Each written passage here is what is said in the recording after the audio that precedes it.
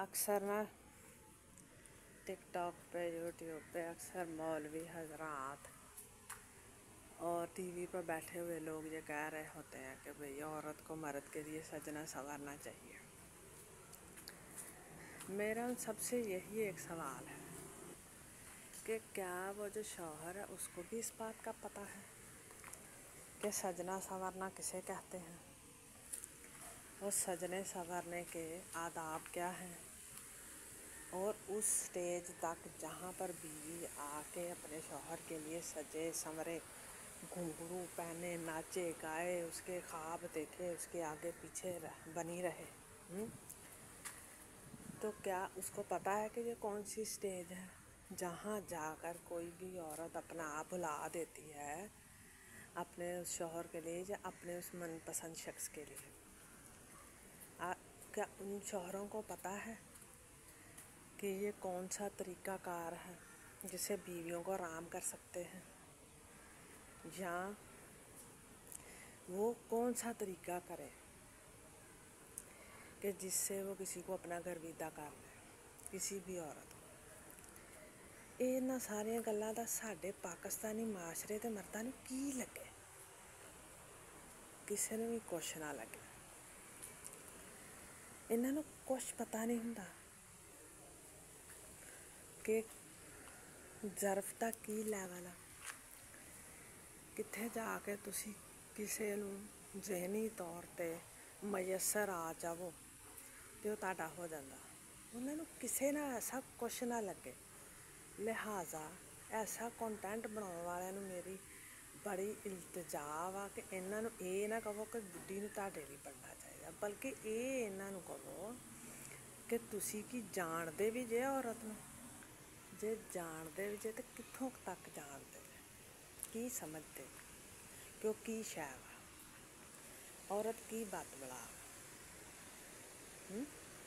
ते इस जे सारा जेह्ड़ा ज़हनी लाया अमल मेरे ख्याल च एह सारा पूरा ज़हनी है, जिस्मानी नहीं। किसी नूं भी जिस्मानी तौर ते तुसी एग्री करके मेकअप सुर्खी ला के बिठा सकदे जे, किसी नूं भी कह सकदे शट अप इत्थे बैह जा अपने बंदे वास्ते। बई ओह क्यों बैठेगी? बंदे ओहदे नूं पता नहीं कि मैं इहनूं किस रस्ते ते लैके आउणा, जां एहदे मन च जेह्ड़ा कोई शख्स है वा वो एहदे वास्ते वैल्यू रखदा वा, ठीक आ, लेकिन फिलहाल इस दुनिया च इस कायनात च एह मेरी बीवी आ। मैं इहनूं राम किद्दां करना? एहदी ज़ातियात नूं टच कीते बगैर एहदी जेह्ड़ी नफसियाती जो भी लैवल आ ओहदे तक मैं किद्दां पहुँच सकदा? किसे नूं पता? किसे नूं नहीं पता।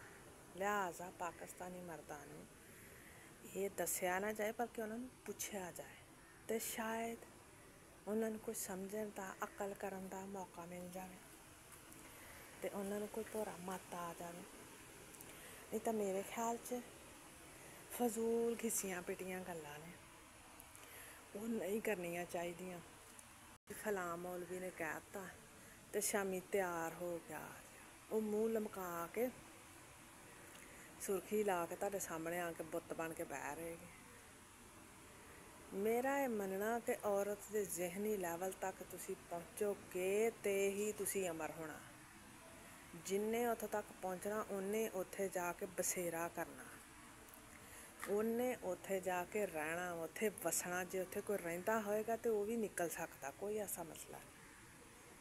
आई गल समझ? लेकिन मर्द विच इन्ना दम होना चाहिदा ते उन्नूं ये पता होना चाहिदा कि मेरी पहली तरजीह की आ, आया मैं उस लैवल तक जा सकना या जाना चाहुंदा कि नहीं। जे तो जाना चाहुंदा तो हर हद पार करके जाएगा, जे नहीं जाना चाहता तो फिर तुसी औरत नूं कसूरवार नहीं कह सकते।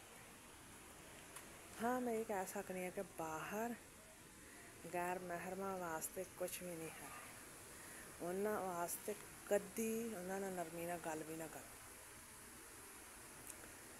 अपने घर दे शौहर ये गल नहीं समझदे ते बाहर दे ते वेखणगे इंतहाई घटिया नज़र।